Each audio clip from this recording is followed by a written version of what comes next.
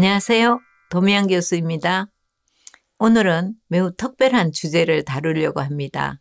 바로 아이들의 회복력을 키우는 방법입니다. 모든 부모님이 원하는 것은 우리 아이가 어려움을 잘 극복하고 도전을 맞닥뜨렸을 때 용감하고 긍정적인 태도를 가질 수 있도록 돕는 다양한 팁과 전략을 공유할 예정입니다. 함께 해주세요. 회복력이 낮은 자녀를 둔 경우에 우리 아이가 정서적으로 너무 좀 취약한 것 같아. 스트레스 대처에 대해서 어려움을 겪는 것 같아. 사회적 관계에서 어려움이 있는 것 같아. 라고 걱정하는 경우가 많으실 겁니다. 아이들의 학업 성취도, 자존감, 또 삶의 변화에서 대처하는 능력에 대해서도 염려가 많으실 겁니다. 예를 들어서 부모는 자녀가 예상보다 낮은 성적을 받았거나 또 친구와 사소한 의견 차이 때문에 다툼이 있거나 이런 경우에도 아이가 극도로 화를 내고 막 그러면 그런 것들을 볼 때 우리 애가 지금 컨디션이 안 좋네? 라고 이제 느낄 수 있죠. 그리고 아이가 그런 스트레스 요인을 잘 관리하지 못하면 좀 불안하시잖아요. 우리 아이가 저 상황을 잘 극복할 수 있을까? 혹시 회피하게 되지는 않을까? 이런 이제 걱정을 하게 되실 겁니다. 자, 그래서 회복 탄력성, 우리 아이가 정말 어떤 상황에서도 잘 건강하게 그 다음 단계로 넘어갈 수 있는 회복 탄력성 키우는 방법 한번 살펴보겠습니다. 회복 탄력성이 높은 아이로 키우려면 우선 아이가 안전하고 지원받는 환경에 있다라고 느낄 수 있어야 돼요. 그래서 생활의 도전에 대해서 대처 능력을 개발할 기회를 가지도록 해야 합니다. 이 회복 탄력성은 본래의 특질뿐만 아니라 경험 그리고 지도, 연습을 통해서 키워집니다. 그러면 우리가 아이에게 이 회복 탄력성을 길러주기 위한 전략 6가지 제가 말씀드려 보겠습니다. 첫 번째, 강한 지지 체계를 아이에게 주는 겁니다. 그러니까 아이에게 내가 사랑받고 있구나, 지원받고 있구나 라는 것을 알게 해주세요. 아이의 이야기를 듣고 대화를 하시고 또 아이에게 적당한 훈육을 해주고 그렇게 부모님이 하고 있다는 것을 아이가 인식할 수 있도록 해주시는 것이 필요합니다. 두 번째는 독립적인 결정을 허용해 주시는 것이 필요해요. 아이가 선택을 하고 그 결과를 스스로 경험하도록 해주셔야 됩니다. 물론 이때 아이의 선택에는 안전한 경계, 바운더리가 있어야 되겠죠. 적정한 경계 내에서 아이가 도전하고 또 자신의 실수에서 배우고 문제 해결을 할 수 있는 경험을 가지도록 해주시는 것이 필요합니다. 세 번째는 문제 해결 능력 교육입니다. 아이가 어떤 과제에 대해서 도전하게 되었을 때 그 해결책을 스스로 시행할 수 있도록 자꾸 권장해 주시는 것이 필요합니다. 우리는 많이 해결해 주시잖아요. 엄마가 해줄게 이런 말을 많이 하시는데 그것보다는 직접 답을 주지 않고 아이에게 스스로 할 수 있도록 프로세스, 그러니까 과정을 경험할 수 있도록 안내해 주시는 것이 필요합니다.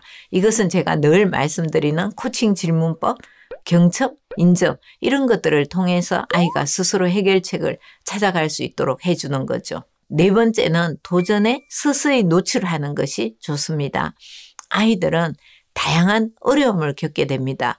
근데 그 어려움을 처음부터 다 해봐!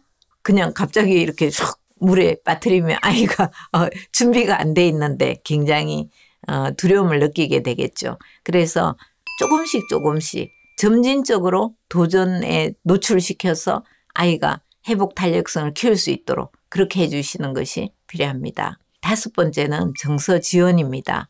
아이의 감정을 인정해 주시고 또 이해하고 지지해 주세요. 아이가 자신의 감정을 이해하고 표현하는 방법을 배우도록 도와주시는 것이 필요합니다.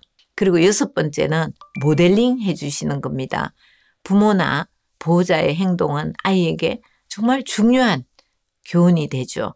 부모님이 먼저 도전하시는 자세를 보여주시는 게 필요하고 스트레스에 대해서 어떻게 대처하는지 아이에게 보여주셔서 이 회복 탄력성에 좋은 예를 보여주셔야 합니다. 부모님은 매번 포기하시고 아이 못해 안 돼 이렇게 이야기하시면서 아이에게는 도전해 이렇게 하는 것도 상당히 무리가 있죠. 그러니까 부모님이 먼저 좋은 예시를 보여주시는 것이 필요합니다. 그럼 이어서 아이의 회복 탄력성을 키우기 위해서 부모님이 구체적으로 가지실 팁 8가지 말씀드려 보겠습니다. 첫째, 아이의 실패는 단지 한순간의 사건일 뿐 아이의 가치나 잠재력을 나타내는 것은 아닙니다. 도전은 아이의 성장을 위한 가장 큰 선물이죠. 그 안에서 아이는 어떻게 일어나는지를 배우게 될 것입니다. 두 번째는 부모님의 지지와 사랑은 아이가 어려움을 극복하는 데 정말 큰 힘이 됩니다. 아이가 실패했어도 부모님이 그래 좋은 경험을 했네 이렇게 지지해 주시는 것. 아이에게는 사실 부모님이 가장 큰 영웅이죠. 그래서 늘 부모님의 격려와 지지가 정말 중요합니다. 세 번째는 아이가 도전과 실패를 겪을 때마다 그것은 아이의 능력을 키우는 중요한 과정이라는 사실을 잊어서는 안 되겠습니다. 도전과 실패를 통해서 우리는 항상 더 성장하게 되잖아요. 그때 부모님의 지지로 아이는 더 큰 성장을 이루게 될 것입니다. 네 번째는 부모님이 아이에게 보여주는 인내와 노력은 아이가 어떻게 세상에 대처할지를 배우는 기준이 됩니다. 그렇기 때문에 부모님이 모델이 되시는 것 정말 중요합니다. 다섯 번째는 어려움 앞에서 포기하지 않는 아이를 키우기 위해서 먼저 그렇게 하는 부모가 되어야 되겠다. 내가 먼저 그렇게 돼야 되겠다. 라고 여러분이 마음을 먹으시는 것 정말 중요합니다. 부모님의 회복 탄력성은 아이에게 가장 큰 교훈이 된다라는 사실 기억하시기 바랍니다. 그리고 여섯 번째, 모든 아이는 자신만의 속도로 성장합니다. 그렇기 때문에 아이들마다 서로서로 속도가 다름을 인정해 주시는 것. 그리고 아이가 조금이라도 발전하면 작은 발전에도 인정해 주고 그 성취를 축하해 주시는 것. 이것이 중요합니다. 그리고 일곱 번째, 아이가 넘어질 때마다 아이 옆에서 함께 일어나 주세요. 아이는 내가 넘어졌을 때 부모님이 너는 역시 안 돼 라는 말을 하면 좌절하고 다시 일어나기가 어렵겠죠. 함께 해주신다면 그 순간마다 아이는 더욱 강해질 것입니다. 마지막으로 회복 탄력성은 하룻밤 사이에 생기는 것은 아닙니다. 정말 지속적인 노력과 지지가 필요합니다. 아이는 이미 잘하고 있다라고 생각하시는 것 중요합니다. 오늘은 아이들의 회복 탄력성 키우는 방법에 대해서 함께 배우고 고민해 본 시간이었습니다. 기억하세요. 우리 아이들은 부모님의 지원과 사랑 속에서 더욱 강하고 건강하게 성장할 수 있습니다. 오늘 공유한 팁들이 여러분과 여러분의 아이들에게 도움이 되셨다면 좋아요, 구독 잊지 마세요.